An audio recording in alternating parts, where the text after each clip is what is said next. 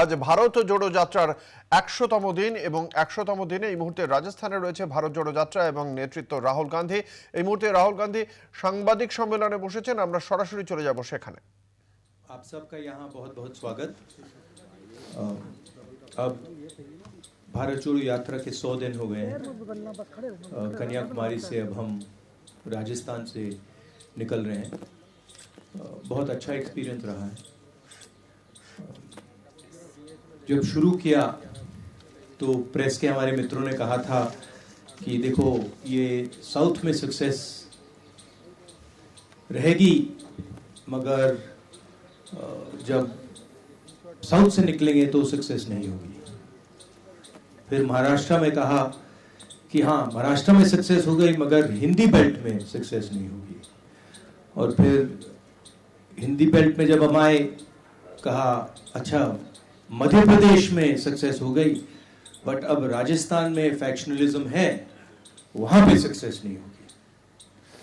और आपने बहुत क्लियरली देखा कि राजस्थान में बहुत लोग आए, लाखों लोग आए।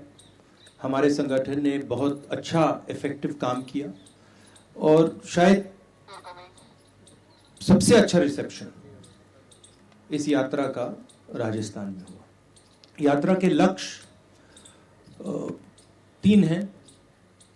सबसे जरूरी कि हम हिंदुस्तान को जोड़ना चाहते हैं। जो नफरत, हिंसा और डर की राजनीति बीजेपी कर रही है, आरएसएस कर रहे हैं, उसके खिलाफ हम खड़ा होना चाहते हैं। और ये मैसेज बहुत अच्छी तरह देश में गया है, बहुत अच्छा रिसेप्शन हुआ है इस मैसेज का। ये लोग सुनना चाहते हैं। ये राजनीति करने का एक दूसरा तरीका है, कांग्रेस का तरीका है, गांधी जी का तरीका है। दूसरे 2 मैसेजेस हैं। एक जो बेरोजगारी बढ़ती जा रही है उसके खिलाफ, और दूसरा जो महंगाई और जो इनकम इनक्वालिटी हो रही है, जो चुने हुए लोगों को बहुत सारा फायदा मिल रहा है और हमारे जो किसान हैं, मजदूर हैं, छोटे दुकानदार हैं, युवा हैं, उनका नुकसान हो रहा है। तो ये हमारे 3 मुद्दे थे। अगर आप चाहते हैं मैं अंग्रेजी में बोल देता हूँ या हिंदी में, ठीक है। अब आपके जो सवाल होंगे आप पूछ सकते हैं। दैनिक भास्कर के सौरभ भट्ट, माइक दीजिएगा जल्दी जल्दी, संक्षिप्त में प्लीज। नमस्कार सर। सर, भारत जोड़ो यात्रा राजस्थान में जब से आई है, कांग्रेस सड़कों पर एकजुट दिख रही है। कोई बयानबाजी भी नहीं हो रही, कोई विवाद भी सामने नहीं आ रहा। लेकिन जब आप राजस्थान यहाँ से छोड़कर जाएंगे तो क्या स्थितियाँ यही रहेगी? इसके लिए कोई मैकेनिज्म देके जाएंगे या फिर कांग्रेस ऑल इज वेल के बयान से ही काम चलाएगी? मेरी राय है कि जो मैंने देखा है, और ये सिर्फ राजस्थान की बात नहीं है, ये बाकी स्टेट्स की भी बात है, कि मेन इशू कांग्रेस पार्टी की कि हमारा जो आम कार्यकर्ता है, जो सड़क पे लड़ता है, जो लोअर लेवल का नेता है, उसको हमें पार्टिसिपेट करवाना है, उसको हमें जगह देनी है और उसकी बात हमें सुननी है। ये मेन इशू है।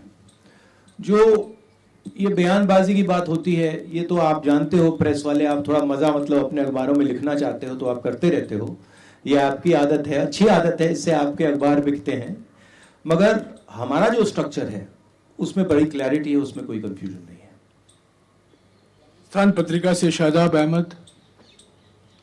और दूसरी बात देखिए, हमारी पार्टी डिक्टेटरशिप की पार्टी नहीं है, जो फैशिस्ट पार्टी नहीं है। हमारी पार्टी में थोड़ी सी डिस्कशन हमें ठीक लगती है, कोई प्रॉब्लम नहीं है हमारे लिए। अगर अलग अलग विचार हैं तो कोई प्रॉब्लम नहीं है। और ये सिर्फ राजस्थान की बात नहीं है, हमारे हर स्टेट में ऐसा है, सेंटर में भी हमारा ऐसा ही चलता है। तो हम इस चीज़ को टॉलरेट करते हैं।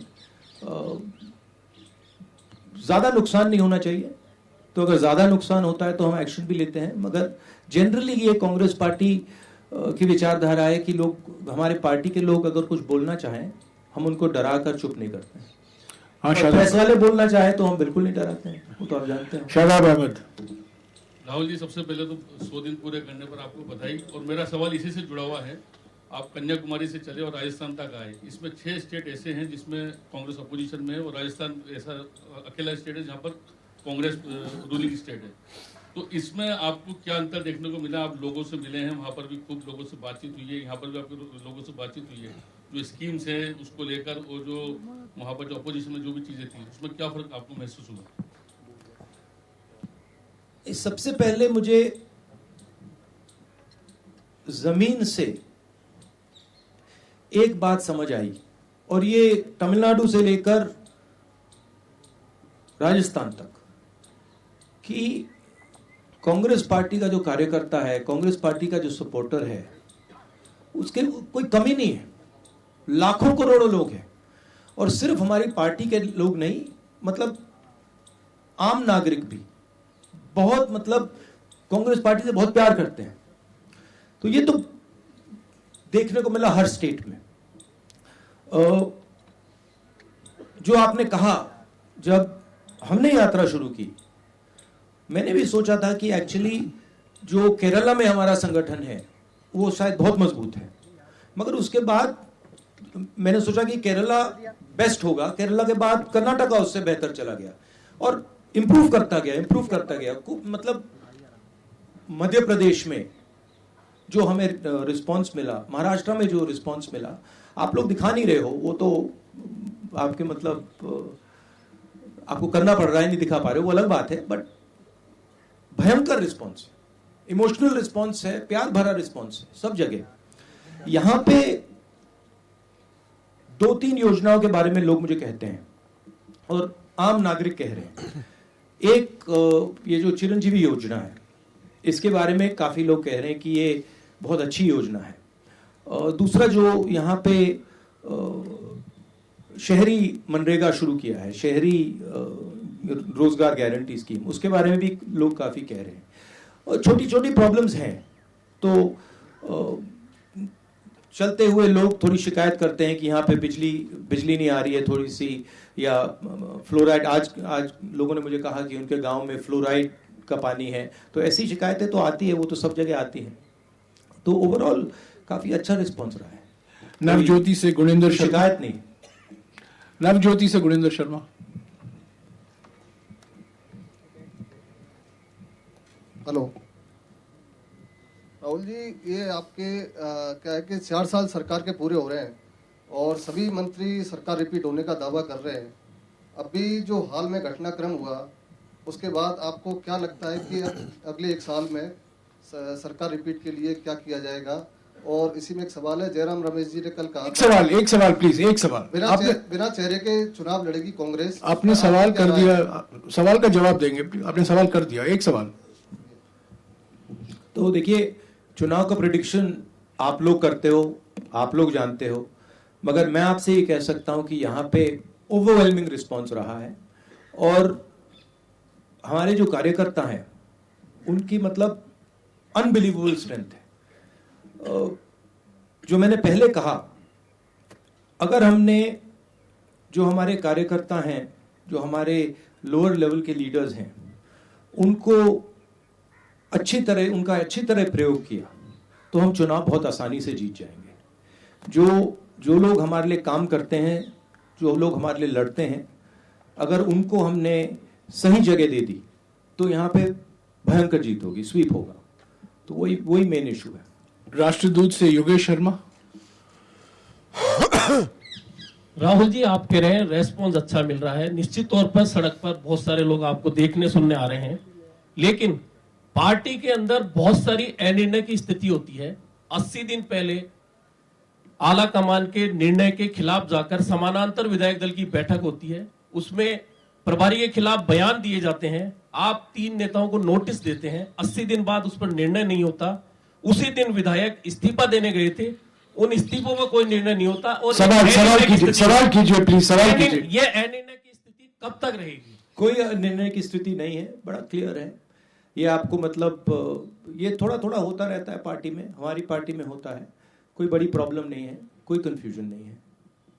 दैनिक भास्कर डिजिटल से गोवर्धन।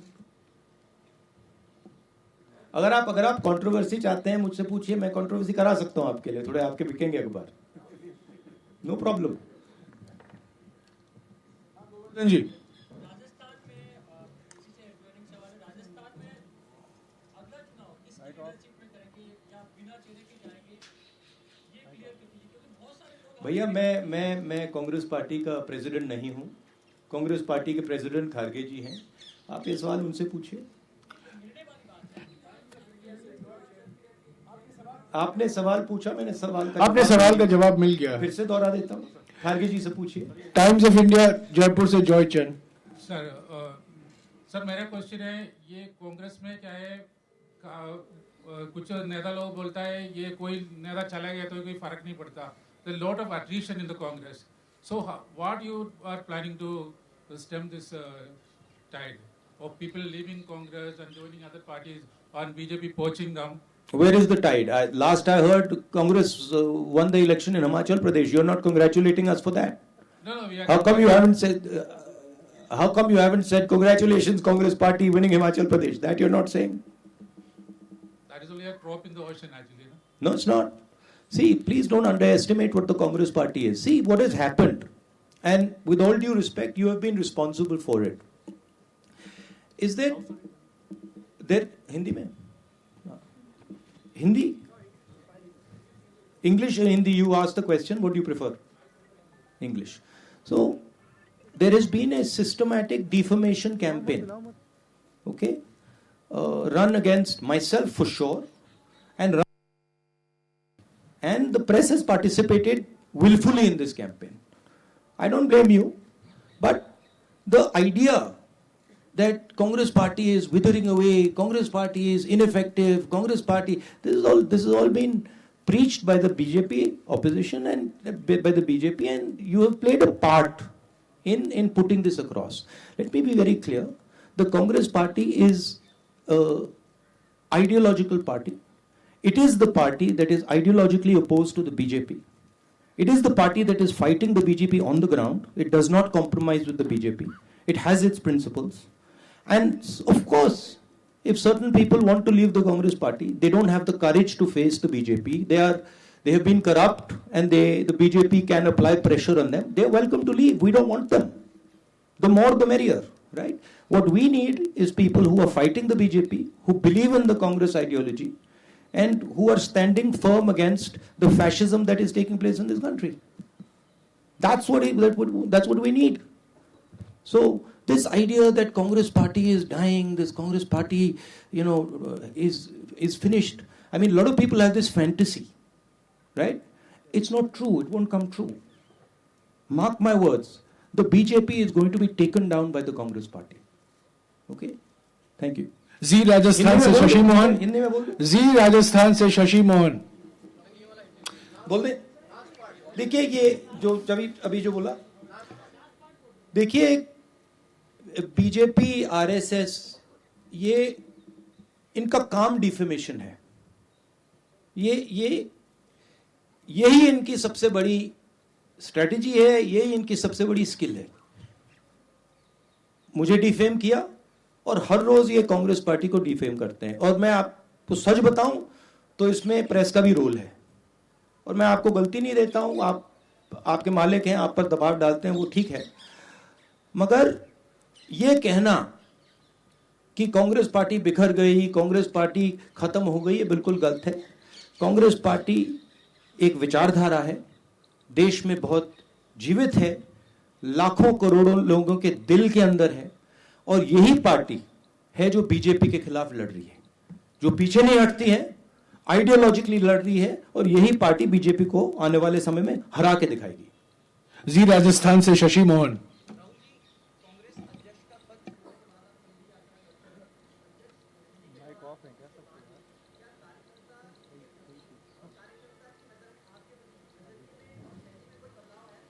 ये तो भैया आपको उनसे पूछना पड़ेगा। वो बताएंगे, मैं कैसे बताऊं? मेरा पर्सनल नजरिया नहीं, लाइफ का एक्सपीरियंस होता है, वो भी एक्सपीरियंस था, ये भी एक्सपीरियंस है, तो एक सफर है, उससे भी सीखने को मिला, इससे भी सीखने को मिला। मगर यात्रा से मुझे पर्सनली तो काफी फायदा हुआ है।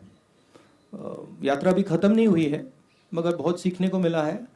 जो सड़क पे दिखता है और चलने से जो दिखता है वो बिल्कुल अलग होता है। मतलब थोड़ी थकान होती है, थोड़ा दर्द होता है, तो तब सुनने में सच्चाई अच्छी सुनाई देती है। फर्स्ट इंडिया से योगेश शर्मा। क्योंकि जब सड़क पे चला जाता है तो जैसे हम लाखों लोगों से मिल रहे हैं और 1-to-1 बात होती है, और जब हम सड़क पे चलकर बात करते हैं तो जैसे हम किसान से मिलते हैं तो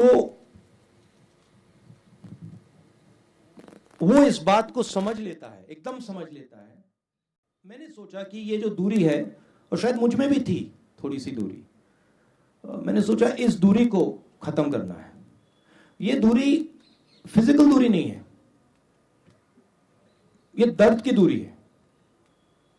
तो अगर हम दर्द नहीं सहेंगे, हम पास नहीं जा सकते, समझ नहीं सकते। तो यात्रा का यह भी लक्ष्य था, सिर्फ मैं नहीं, अब कांग्रेस पार्टी के बहुत लोग चले हैं, जनता के बीच गए हैं, और जनता का बहुत प्यार मिला है। आपको मैं समझा नहीं सकता क्या इसका मतलब है, ऐसे बोलने में बात नहीं समझ आती। और जो हिंदुस्तान का जो ज्ञान है, जो आम नागरिक में है, जिसके बारे में आप लोग लिखते नहीं हो, मीडिया में दिखाई नहीं देता। आप लोग ऐश्वर्या राय जी, विराट कोहली जी, अमिताभ बच्चन जी के बारे में लिखते हो, मगर जो आम नागरिक है, जो अपना खून पसीना दे रहा है, उसका जो ज्ञान है, उसका कोई मुकाबला ही नहीं। उसका जो प्यार है, उसका कोई मुकाबला नहीं।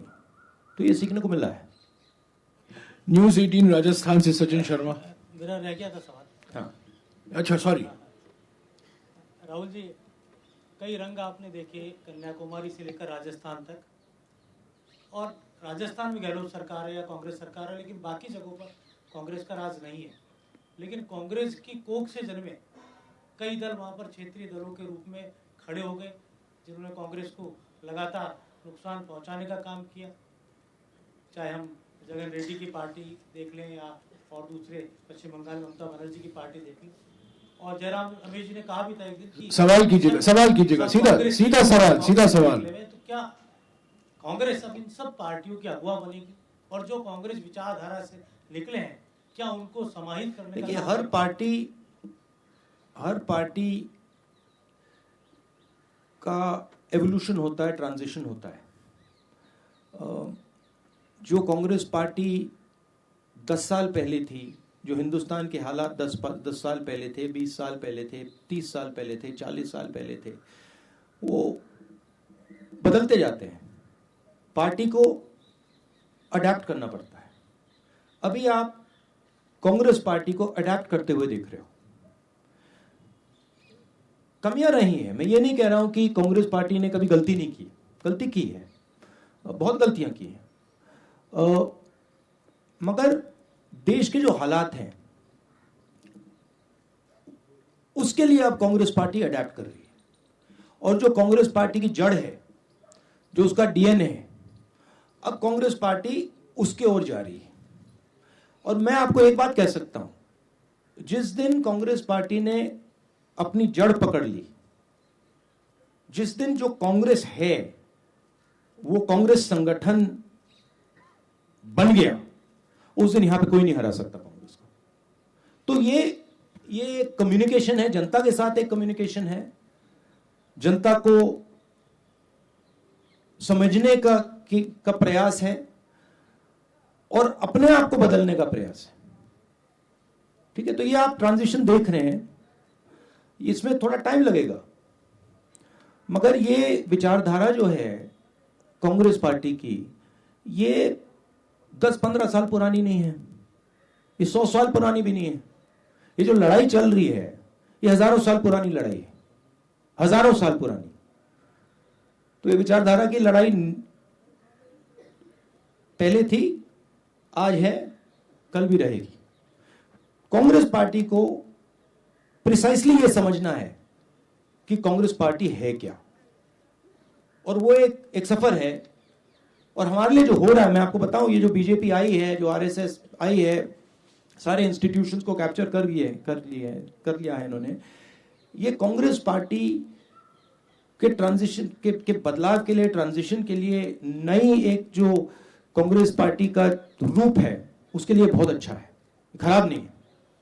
और जो हमारे सीरियस नेता हैं, जो कांग्रेसी हैं, उनको ये मालूम है और वो दिख जाते हैं, वो डरते नहीं हैं, वो दिख जाते हैं। न्यूज 18 राजस्थान से सचिन शर्मा। माइक दीजिएगा जल्दी यार,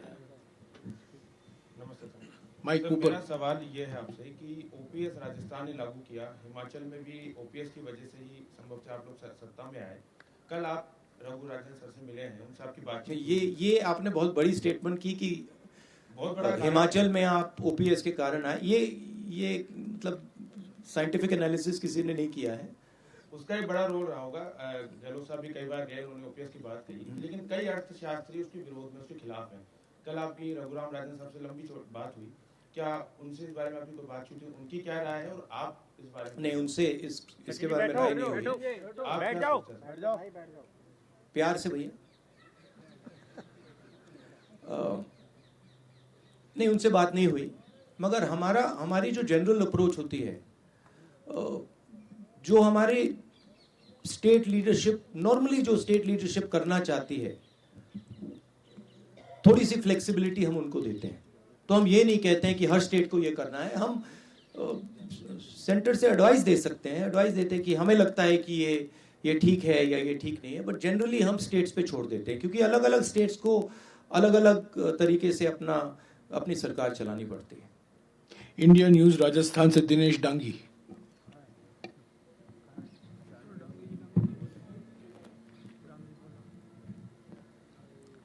राहुल जी नमस्ते।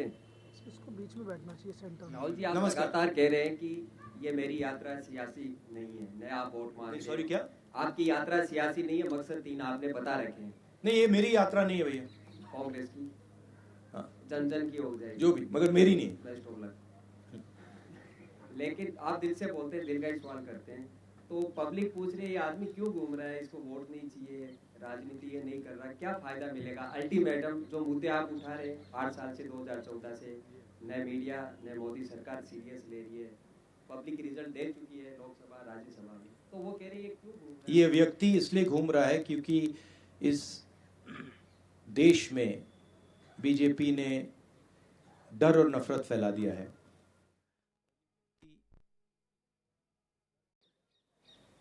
नीचे से आप देखें, प्यार है, भाईचारा है, इज्जत है, रिस्पेक्ट है, और यही इस देश की संस्कृति है, यही इस देश की हिस्ट्री है, इसको बदला नहीं जा सकता है।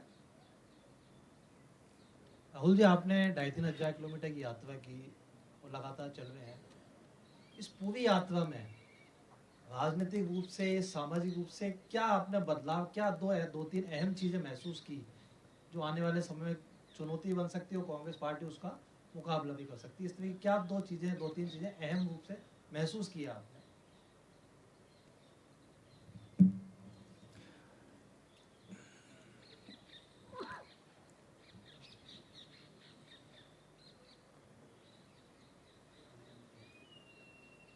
इस देश में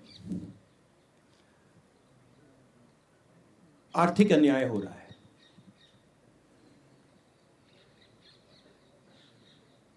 और देश के लोगों को ये दिख रहा है। देश के लोग देख सकते हैं कि चुने हुए लोगों के पास सब कुछ है, सपने हैं, अरबों रुपए हैं,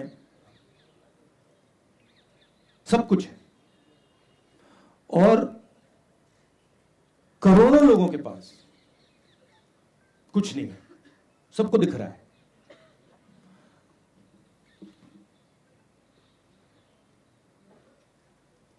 करोड़ों लोग हर रोज उठते हैं, कोई ना कोई सपना देखते हैं और फिर उनका सपना टूट जाता है।